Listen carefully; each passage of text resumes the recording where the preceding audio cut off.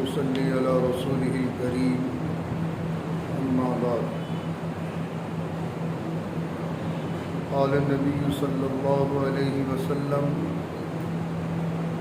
إذا وضع السيف في أمتي ولم يرفع عنها إلى يوم القيامة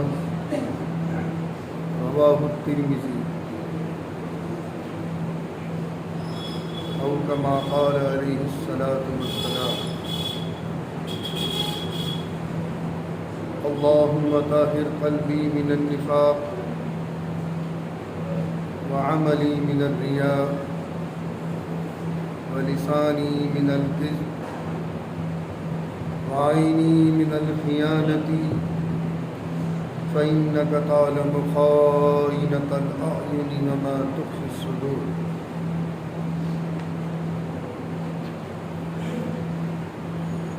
عزیزان گرامی، واقعہ کربلا اور اس کا پس منظر تاریخ کے آئینے میں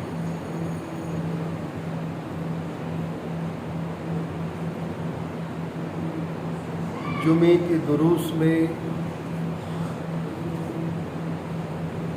گزشتہ جمعے کو اس درس کا آغاز ہو چکا تھا۔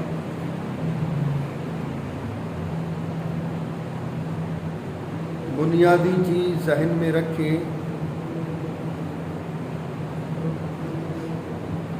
شہادت عثمان غنی اور آپس کی خانہ جنگی کا آغاز۔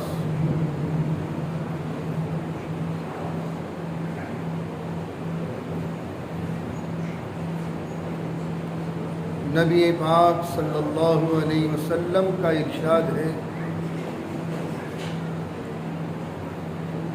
اذا وضع السيف في امتی ولم يرفع عنها الى يوم القیامہ،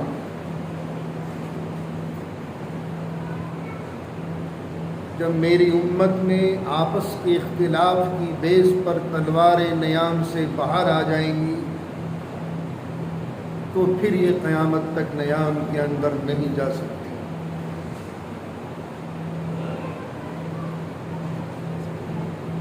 اس حدیث مبارکہ کو ہمیں سامنے رکھنا ہے۔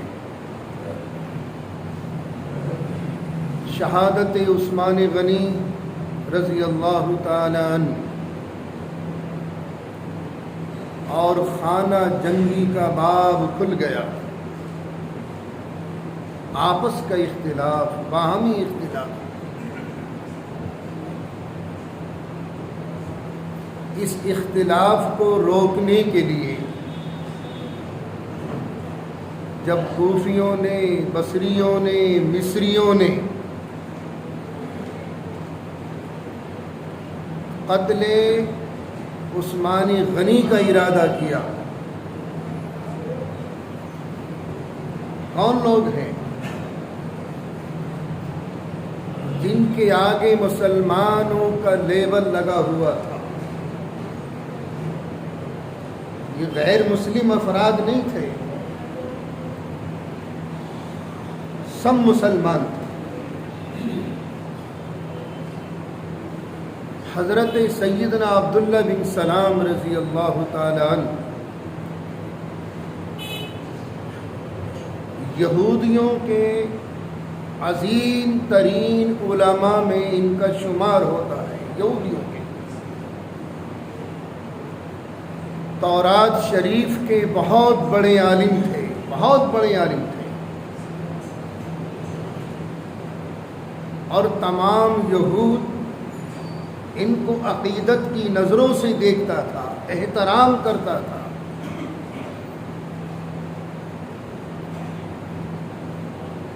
جس قوم نے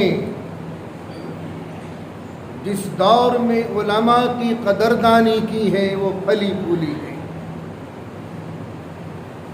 اور جس دور میں علماء کی ناقدری شروع ہو جائے گی تو زوال بھی شروع ہو جائے گا، یہ بھی یاد رکھیں۔ حضرت سیدنا عبداللہ بن سلام کون ہیں؟ یہودیوں کے رہنما، بنی اسرائیل کے بہت بڑے علامہ، توریت شریف کے بہت بڑے عالم، یہودیوں کے امام، لیکن جب ہمارے آقا مکہ المکرمہ سے ہجرت فرمانے کے بعد مدینہ طیبہ زادہ اللہ شرفا و تعظیما و تکریما میں تشریف لے گئے، اور انہیں معلوم ہوا کہ حضور تشریف لا چکے ہیں، فوراً اپنے گرجا گھر سے واپس ہوئے اور سیدھے حضور پاک علیہ السلام کی بارگاہ رسالت میں پہنچے، اور صرف چہرہ انور کو دیکھ کر فوراً ایمان لے آئے، کوئی تحقیق نہیں تھی۔ کیوں؟ توریت شریف میں مکمل ایک باب، ایک چیپٹر موجود ہے سیرت النبی کے عنوان سے، سارے خصائل، سارے فضائل، سارے شمائل اس عالم نے حضور پاک صلی اللہ علیہ وسلم کے توریت میں پڑھ رکھے تھے۔ بعد میں یہ تو آپ جانتے ہیں کہ یہودی اتنی شاطر قوم ہے، اس چیپٹر ہی کو نکال دیا تھا توریت سے، لیکن اگر کہیں اصلی نسخہ موجود ہے توریت پاک کا، اس میں مکمل ایک باب ہے، ایک چیپٹر ہے سیرت النبی کے نام سے، یہاں تک کہ خلفائے اربعہ کی سیرت بھی اس کتاب کے اس چیپٹر میں موجود ہے، توریت شریف۔ جب دیکھا ان لوگوں کا حال تو حضرت عبداللہ بن سلام نے کوئی تحقیق نہیں کی حضور سے، کیا سرٹیفکیٹ ہے آپ کے پاس کہ آپ نبی ہیں؟ کچھ نہیں، چونکہ توریت کا وہ باب ان کی نگاہوں کے سامنے موجود تھا، ایک طرف چہرہ انور موجود ہے، دوسری طرف وہ باب موجود ہے، کوئی تحقیق نہیں، کوئی دلیل نہیں مانگی۔ یہ تو وہی چہرہ مبارکہ ہے جس کے شمائل، جس کے فضائل، جس کے خصائل ہماری توریت شریف کے اندر موجود ہیں۔ بے ساختہ ایمان لے آئے، کوئی چون و چرا نہیں۔ جب دیکھا کوفیوں کو، بصریوں کو، مصریوں کو، تو چند جملے ارشاد فرمائے تھے جس کو تاریخ ابن اسیر نے اپنی تاریخ میں نقل کی ہے۔ یا قوم، اے میری قوم، حضرت عثمان غنی کو قتل مت کرو، یہ تلواریں اگر تمہاری نیام سے باہر آ گئیں تو قیامت تک نیام کے اندر نہیں جا سکتی۔ بعینہ ہی یہی الفاظ ہمارے آقا کے ہیں، اذا وضع السیف فی امتی ولم یرفع عنہا الی یوم القیامہ، جب میری امت کے آپس کے اختلاف کی بیس پر تلواریں باہر آ جائیں گی، پھر قیامت تک یہ تلواریں نیام کے اندر نہیں جا سکتی۔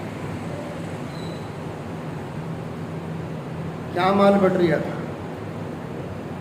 کوئی جائیداد کا جھگڑا نہیں تھا، کوئی ترکے کا جھگڑا نہیں تھا، کوئی وراثت کا جھگڑا نہیں تھا۔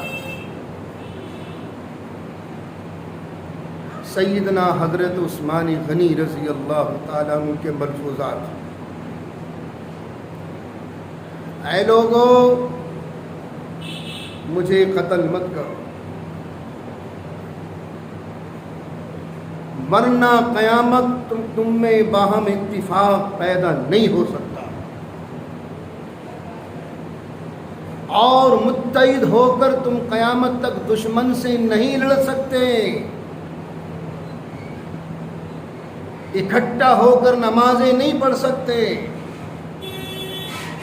اے لوگوں مجھے قتل مت کرو۔ یہ حضرت عثمان غنی رضی اللہ تعالیٰ عنہ کے ملفوظات ہیں۔ ایک مسئلہ بھی ذہن نصیب فرما لے اس بیچ میں، جماعت کی صف بندی میں مل کر کھڑے، ایڑیاں برابر ہوں تمام نمازیوں کی، آگے پیچھے نہ ہو۔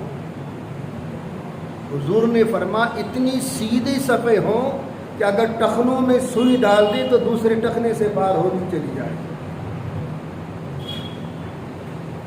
کیا ریزن ہے اس کے پیچھے؟ کیا لوجک ہے اس کے پیچھے؟ آقا نے ارشاد فرمایا اگر تم صفوں کو سیدھی رکھو گے تو آپس کے اختلافات بھی ختم ہو جائیں گے، اور اگر تم نے صفوں کو سیدھا نہیں رکھا، ٹیڑے میڑے آگے پیچھے کھڑے ہو گئے تو آپس کے اختلاف اور جنم لیں گے، یہاں تک کہ وہ اختلافات سامنے آ جائیں گے کہ جن کا تمہیں وہم و گمان بھی نہیں ہو سکتا، نئے نئے اختلافات رونما ہوں گے۔ ذرا سی سنت میں کتنی حکمتیں پوشیدہ ہیں،